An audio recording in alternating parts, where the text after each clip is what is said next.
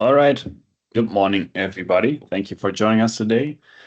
Today we're doing an explain session. So good news, it won't be 15 minutes. So we will give you back some time today. But we are going to talk about our zero trust and more about our own zero trust network. We call it from zero to hero. Why? Because we think it's very important that you start with that zero trust journey already. Why you should do that, we're going to talk about. But it takes a lot of time, so that's why you need to prepare yourself already. So who are we? I'm not alone today. I'm Stan van Hof. I'm manager of technology at Exclusive Networks. I've been there for over 7 years, 10 years in IT, plus 10 years in IT. Main focus on technology and everything new about it. And my colleague Davey is also present today. Hey everybody, I'm Davey. Work in Stan's team. Main focus on new technology or emerging technologies. So that basically means that we put my focus on the technical aspect of working on everything that new that we pick up in our portfolio, let's say, or any new interesting evolvements in cybersecurity, basically.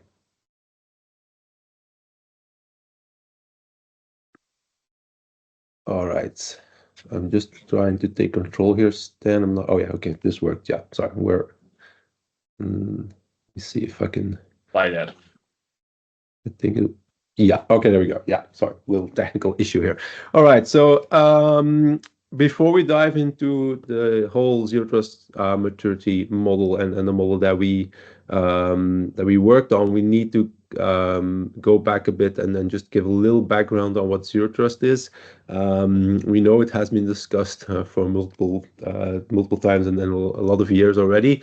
And unfortunately, I think the concept is great, but unfortunately, it has become also a bit of a marketing target and a bit of a buzzword. It has been abused a lot in the past by a lot of vendors in the cybersecurity world, especially when zero trust or the fact that you need to have a zero trust architecture was enforced by an executive order in the US, and then everybody jumped on it.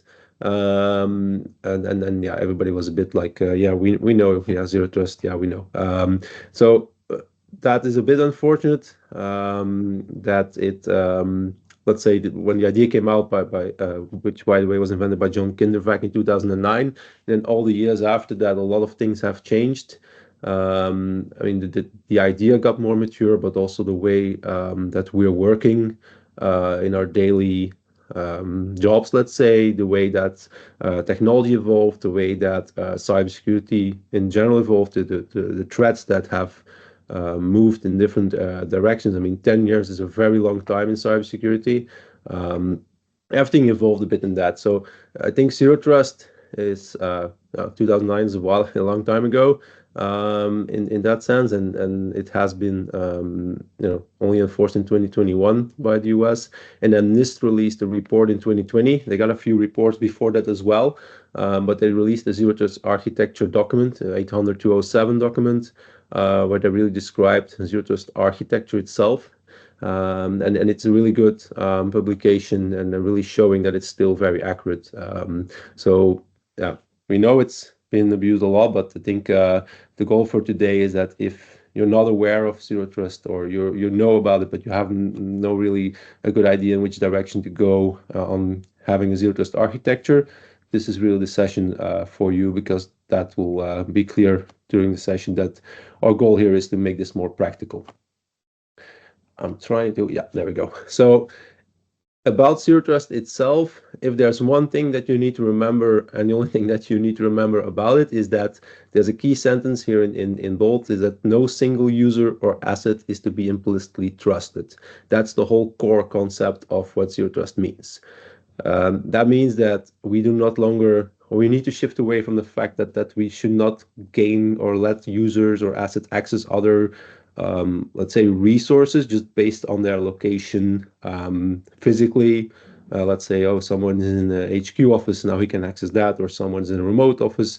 It shouldn't really matter where he is, or where that asset is, for example. And also similarly for network, the VPN access or regular access, it shouldn't matter for resource or data access. The idea about zero trust is that you do a continuous verification of any access request to any resource, and you just don't allow any unauthorized access anymore, especially not based on, like I said, location or something. You can shift it around and think about the fact what happens if someone would breach your account or have control of your account right now. That's an assume breach position, and zero trust also talks about that. Well, assume right now that someone gained access to your account. Which kind of data can they reach, or which kind of resources, applications can they just access because they have control over your account? Same for a system and environment, maybe machine accounts or whatever. So the impact is most of the time pretty big. It looks most of the time we have more access than we really need, or we have access that we need but we don't use this all the time, and that's of course the whole key principle that we should narrow this down a lot. Zero trust architecture actually delivers a kind of let's say a plan on how enterprise organization can modify their infrastructure, their workflows, procedure, processes, etc., of putting zero trust really at the core of their operation. It's about moving your defenses away from that network-centric approach and really focus on users, assets, data, files, applications, etc. Right? It's a normal shift because the past years, we have made a huge shift from in the way that we work. Right? We have more remote users than ever. People bring all kinds of devices, and all kinds of new devices are brought in the market, and we buy them, going from laptops, smartphones, smartwatches, etc. And on all these devices, we want to read emails, documents, etc. We also adapt more and more cloud, and it's reality, and we need to be aware of that, and we need to modify our way of working to it. And zero trust is one way into the direction. So again, it's about protecting your resources. And authentication, authorization is like key in that. Every time you want to access a specific resource, the session that you need to establish to gain access to that needs to be authenticated, and you need to be validated and authorized to have that. And then in 2023, CISA actually released their zero trust maturity model. That model summarizes again what zero trust is all about and zero trust architecture. But the key here is that it's actually let's say a plan to help you obtain that zero trust architecture. They again give you, and Stan will talk more about the content of it, but they give you a path on how to get there and move away from that location-centric approach and shift towards a more an identity and data-centric approach. They do, but the whole model is a bit focused on the US, on US institutions, let's say, US government institutions, if you read through it. But it is still, or we believe it is also applicable for just enterprises, for you, your customers, etc., because it really pinpoints like that approach for zero trust architecture. They do say, and it is reality, that it's not trivial to obtain full zero trust architecture, especially if you want to go all in and make sure you have a full coverage. It's not simple. It will take time. It will cost money. It also needs involvement of everyone in the organization, all kinds of layers, not just one team that needs to do something, but everyone needs to be involved. So it's a big effort, but on the long run, it's necessary, and it's probably the only way forward to make sure that you have a more robust approach against cyber attacks. Because again, that assume breach position is the one that should be in your mind, and think about, okay, what if, right? They say clearly that business as usual is over, and we need to shift away from the way that we think that we are used to access just whatever document or whatever device, that, for example, or whatever application. More validation is necessary, but it is an incremental process, and it's not something you can fix on just a few months. It will take years to implement. But every step that you take there is an important step, and one step further to a full coverage or a better zero trust architecture approach. All right, thank you, Davey.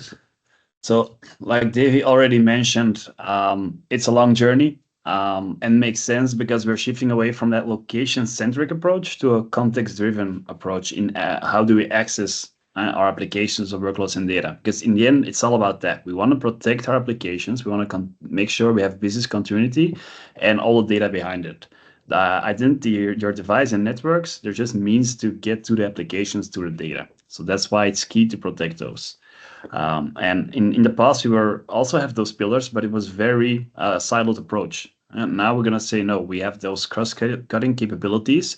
We want to automate and we want to exchange that information between those pillars to create that specific context.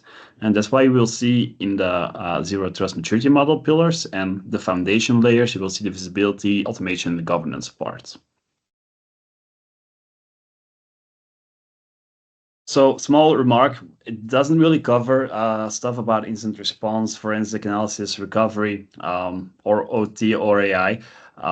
This model really talks about IT and the framework and the approach you have to do that. Of course, you could say within governance, you will have some rules about the incident response, how you need to react on a specific incident.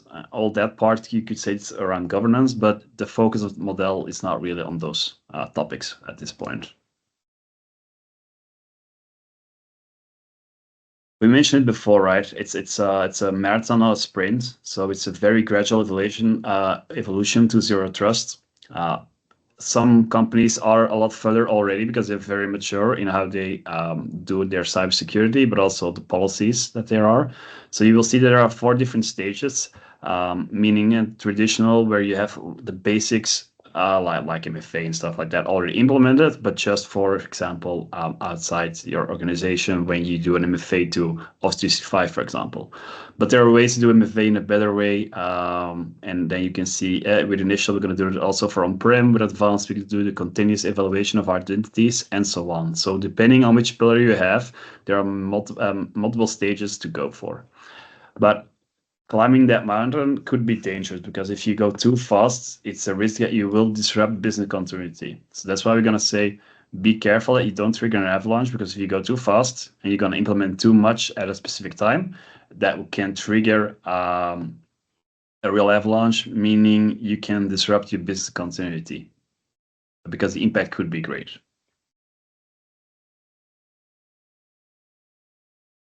All right.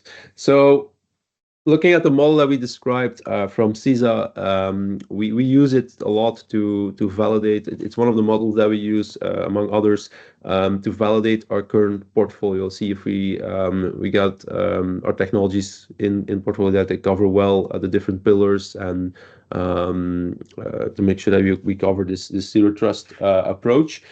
And we got the idea of like maybe we can expand this and make this available to you as partner and customers in general, to validate like where are you, how are you doing against this model. And the problem with model is that it's pretty theoretical. So what we did is create the exclusive zero trust maturity model, which is an extension. It builds on top of the CISA model. We didn't make any changes to that original one, but it's built for you and it's built for you to use. The idea of today is that we're gonna just walk through it as an example. But first, let's just look at how it looks. So we took the existing scheme or drawing of the pillars, and we made our own schematics of it. The schema became production, basically, or the release. I wouldn't say it's done. It'll probably never be finished. We'll always modify a bit left and right, but the key parts are there, right? The way that we look at our portfolio, look at our technologies, and the way they cover these different pillars are in there. For example, identity, we got ITDR covering that. Of course, it's IAM as well, for consolidated authentication and single sign-on. But we believe ITDR and looking at identity behavior is very important in that pillar. Same for EDR on devices, NDR on network, etc. We got SASE on top as an architecture approach. It really covers these different pillars in general and really forms a foundation to it. Asset management, posture management is really also covering the different pillars. You cannot secure what if you don't know what you have. So asset management is important, but also the fact that it integrates with these different other solutions covering different pillars. At the basis, you have the visibility, analytics, automation, orchestration, and governance, which we basically cover with SIEM, SOAR, XDR products, but also GRC products for governance, which can automate a lot of your governance questions, let's say. So looking at the model that we expanded, let's say, right, there's more technology mapping. If you're looking at the original Zero Trust maturity model, it's pretty theoretical. This is more technology mapping on top of that. We focus on interoperability focus, which, like I said, for example, if your asset management doesn't integrate with your solutions, it's not really useful. So you need really good integration in between. It's an important aspect we always look at, make sure that solutions integrate with each other, share information. So you have a full coverage and full visibility on your defenses. But our whole idea is also to have a gradual measurement of the maturity against this model, right? So that you can somehow, and we'll show an example, that you somehow can measure how good your coverage is against the different pillars, and even in total against the whole model. But specifically the pillars, like how well is your identity coverage, how good is your device coverage with EDR and other solutions, for example. So in that sense, I think you say it's more a practical approach to Zero Trust architecture and less a theoretical approach. I mean, theory is great, and looking at that CISA document, if you read it, it makes complete 100% sense. But then the question is, how do I get started with this? And that's why we built this to help you with that. Right. And although it does make sense, sometimes it's very difficult to start with because it's all very theoretic, and I think that's the issue for a lot of people in going from that theoretic model. How will you do it in a practical way? So that's why also the main reason we created this, because first of all, the optimal way is very hard to achieve. There's going to be a lot of effort for minimal gains sometimes, depending on the situation. There's also a lot of focus on the policies, which is good and necessary, of course, although we focus more on the technology point of view. And it doesn't account for the price or the complexity to implement. And like I mentioned before, sometimes the gains you're going to get are very limited compared to the amount of effort you're going to put in time, money, complexity overall. So it takes a long time, so the time frame to complete to that optimal state, it can be a very long time, and maybe there's better ways to put budget and time to it. It gives you a high-level roadmap, which is great, but we want to give you a more technical roadmap. So that's why our model really goes for the clear goals and your quick wins. How can you actually improve and really focus on the technology part? Although the policies are important, and it's very important that technology gets implemented in the right way, we still believe that we can do some very good gains with technology. And we also see what has the most impact. Meaning, if you look at how threat actors out there are working, which type of techniques are they using, and how can we leverage our technology to block or detect those type of techniques? That's for us the most impact. Something on paper can give impact, and in reality, not that much. We are looking to reality. And so that's why we use this model. This model is not static. We're still working on it, and we will continue to work on it because times are changing very fast. As you know, attackers are finding new ways. So we have to make sure we are putting the right technology in place. So it's all about measuring your maturity to make sure we can protect the data and continue with the business continuity. If you look at our scoring model, and we're going to do that for the different pillars. So we're going to ask different questions for each pillar, and based on what you're going to answer, you will get a score, but also a report on your current state and what you can improve. And of course, the better you score, the higher your maturity is on that specific pillars. Some questions may not be applicable for you because if you don't have any apps or workloads, that's kind of difficult to answer those questions for, then we will take that into account. But you will get the overall idea. You get different questions for each pillar, which gives you the score, and that specific score gives you an idea about how mature you are as a company in your road to zero trust. For our biggest fans, you might remember that during the keynote last year, we discussed a fictional breach of a company named Exclusive Electric. And we discussed all the micro techniques and tactics that were used on that. We're going to use the same breach again, just to see and test how practical our new model is. How is the effectiveness of this model if you're going to do that on a specific incident?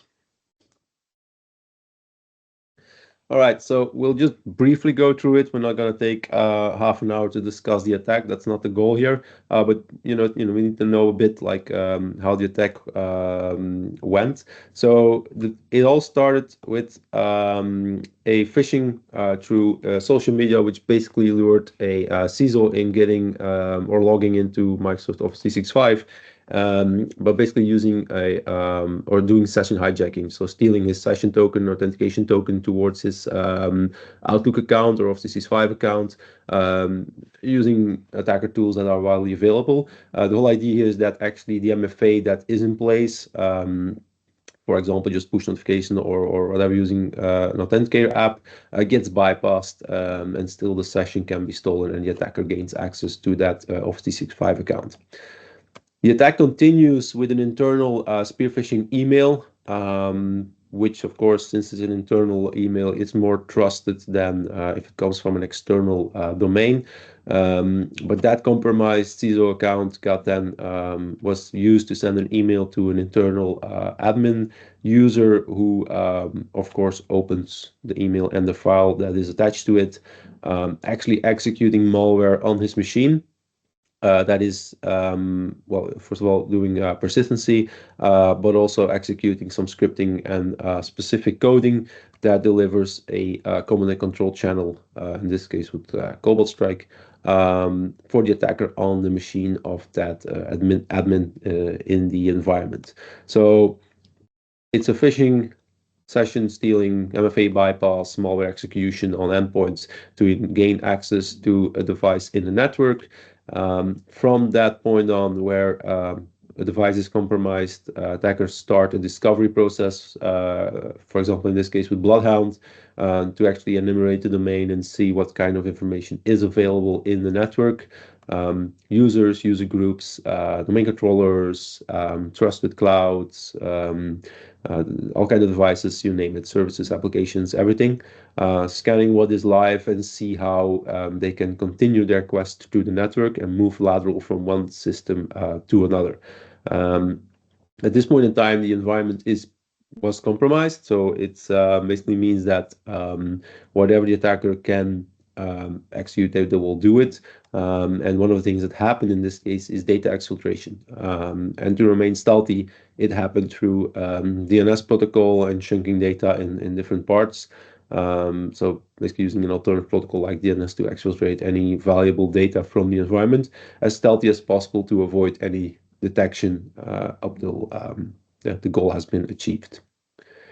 So the question is now, if you're looking at this attack from start to finish, how can this model help you to mitigate it? So the idea is that we're going to ask questions per pillar to see like which technology you have in place, or do you have this kind of solution in place, and then see if your scoring is good on that, how will that help you against that attack? We're going to limit it in this webinar with one question per pillar. If not, we could do 2-3 hours, and that's not the idea. The final model, of course, will have a bunch of questions per pillars to get a better understanding of how the scoring is for each of them. But we want to measure the outcome towards, for the attack against the pillars and see how zero trust could limit the or could make it much difficult for the attacker in this case.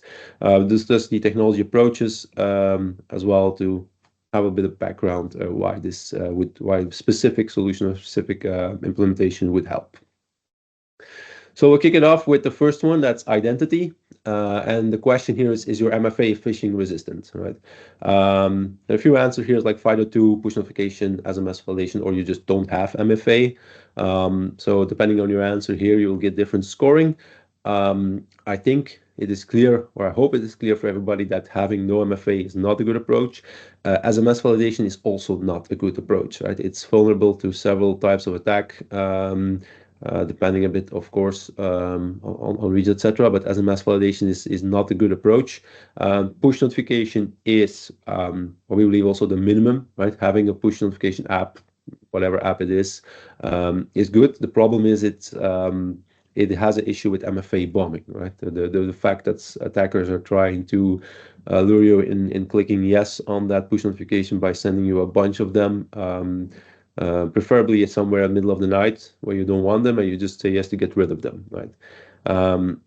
One solution there is number matching. Maybe it's familiar for some of you, where you basically get a challenge that you need to enter a number that's on the screen also on your push notification app. It's a good approach, but none of these are phishing resistant. This technology that we saw, where you basically steal a session, can only be avoided if you're using FIDO2 or PKI-based MFA in general, because there's a trust between basically the domain that has a trust with the, let's say, the token or the PKI infra that you're using to authenticate.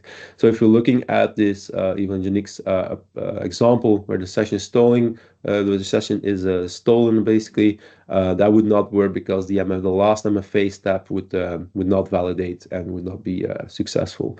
So I'll just go back one. The right answer, or the answer that gives you the most scoring on this, will be answer A, where you get FIDO2 in place.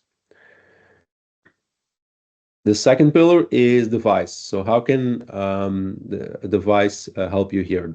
The question is, devices are protected by threat protection security solutions, right? With this we mean anything that is on the endpoint, like we have antivirus, EDR solutions, but also EDR with data lake and data retention, or EDR on top of an app isolation tool, right?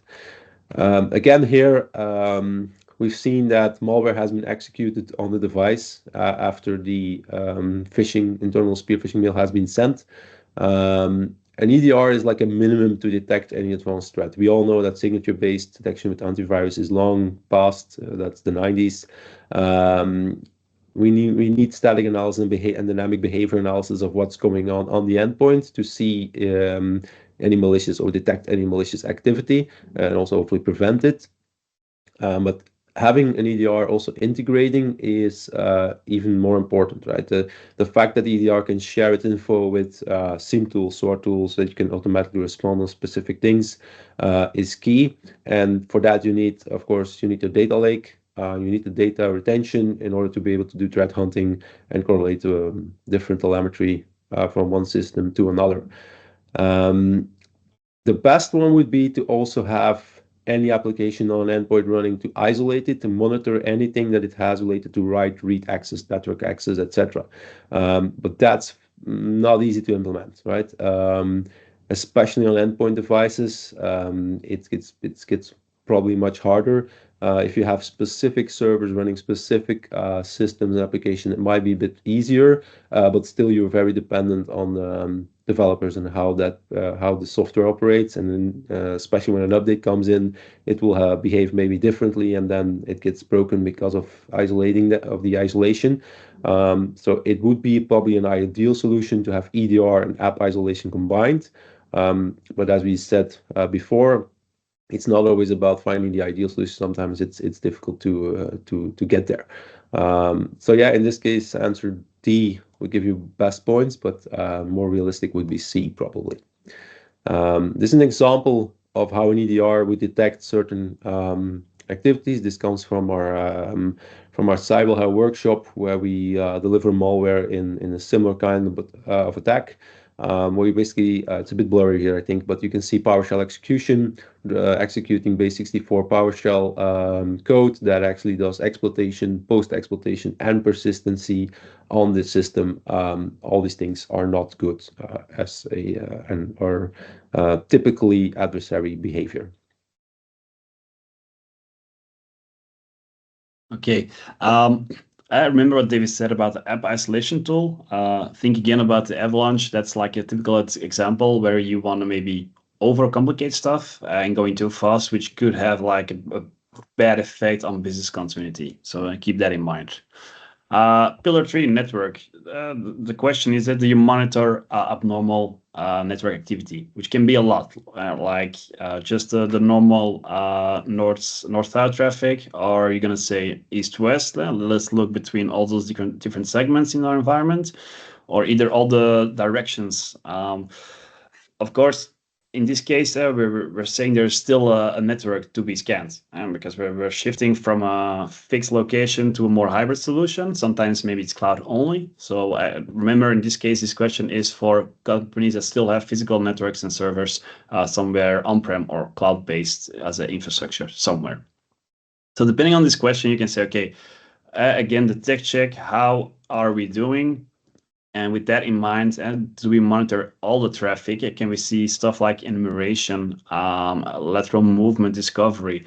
Because if you want to cover that part, you need to cover all the wind directions and all the traffic you want to see there. So it really, you have to see in specific use cases, what traffic are you going to check? And are you able to look out for those anomalies? Because stuff like lateral movement to leaving of the land tools is very difficult to detect because it really blends in with normal traffic. And that way you can actually discover some type of traffic like C2, for example, and command and control traffic. Is there malicious code being executed? And is it doing a beacon to an attacker who can say, okay, next step is enumeration in the side of the network. Let's see if we can do some lateral movement. All these type of specific tools you want to be able to detect, and that really can increase your attack rate. Your catch rate in those type of attacks.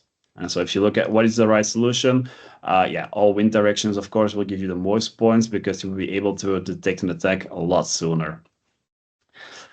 Same for applications. Remember, if you have applications, of course, but I think most companies do. Think about your SaaS applications. For example, Office 365 is like the main application I think of right now. And how is this being run in your environment? Is it open all access? Can everyone access from every device from everywhere in the world? Or do you do some kind of checks? Is it limited? Because if you limit it, you can control the narrative of the story about who is being able to connect to those devices. You want to be sure you have the right context before you allow access to applications and your data. And so technical would be a device management check, and really see what type of access control are you going to granular approve, and do you have the right identification who is getting access, and the right identity, but also the right device and the right person. If you look from a technical point of view, you want to have all those signals combined, and that's the context we're talking about. And then for a specific use case, you can either allow, block, or maybe push for phishing resistant MFA in that case. So it's a combination of leveraging your current tools with the right policies. You can enable this, and for a lot of environments, you don't need any new tooling at all. You can just use what you have at this point. But this will be a very big impact because in that way, they can never access your cloud from an unmanaged device, for example. Last pillar is data. And this may be a little bit more difficult to comprehend, but the question here is, do you have access validation and just-in-time access in place for corporate access? What do we mean with that is actually in this specific way, if you can have access to an application or data, is it just granted by default, or do you need some checks about that? Because in a lot of companies, people have too much access, and you have access to what you need on a daily basis, but sometimes just an exception. It's not because you have the right role in the company that you need to have access to all data. It's not necessary for your day-to-day basis. And if there's an incident and you have access to too much, meaning the attacker will also have access to too much, and that's it's a high risk and low reward. So that's why have only access to what you use and what you need on a daily basis.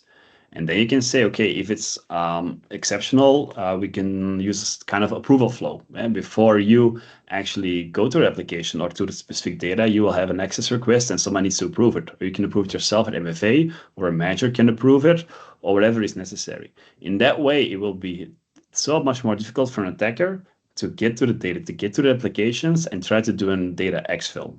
And so the coolest way to do it is with just-in-time access for just when you need it. Then you can actually say, okay, at this point, I want to do this either with self-requests or with specific flow. But when you need access to a specific application or to a specific data, it could be based, for example, on the labeling of a document, where you say it's internal use only, or if it's confidential. We need to have a different approach in how do you get access to a specific file.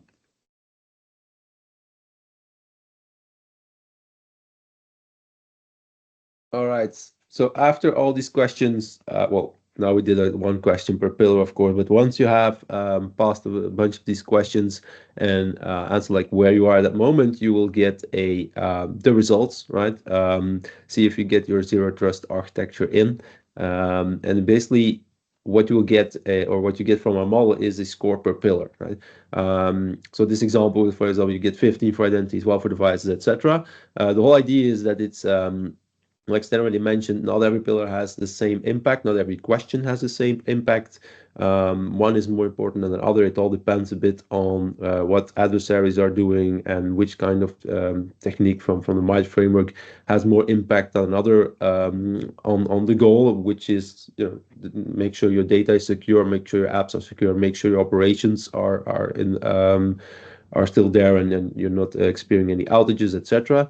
So this scoring would help you with that, and it results always in a global score, in this case 61 on 100, which is good. It gives you a global overview, but I think we believe that the pillar score are even that important, because again, it depends a bit on your environment, your situation, what is more important for you.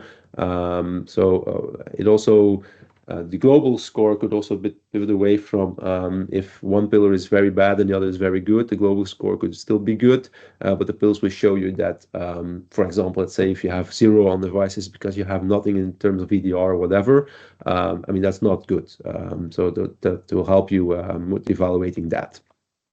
What does the whole thing tell you? Well, it will open up the discussion for sure, right? Where can you improve? How's your cover against each of these pillars, and why are we scoring very well on identity, for example, but very bad on devices? Is there a place where we can have some quick wins? Is there a long-term approach that we need to take? The whole idea is that it will help you to start discussion on which technology you need to invest in, or you may need to look into, improve your maturity for the zero trust architecture, and just get your defenses up. That's the whole goal here. So our call to action, and last but not least, is we're gonna release our own zero trust model soon. But before we do that, you can already start talking with your customers, because again, it's a very long journey. But this model will help you with that conversation, and because you can do it together with your customers, you can fill in, and that way you will be able to spot the gaps and see what the quick wins are, and talk with them together to build a technical roadmap and, okay, what's the next step for you as a customer? Come also talk to us, because we're going to try to automate it as much as possible, but still talk to us if you want to check for some feedback, just some soundboard or whatever we can help. We will try to do that together with you. All right, so like we said, we're not going to take the complete 50 minutes, so you get 10 minutes back. Thank you for joining us today, and until next time. Thank you. Bye-bye.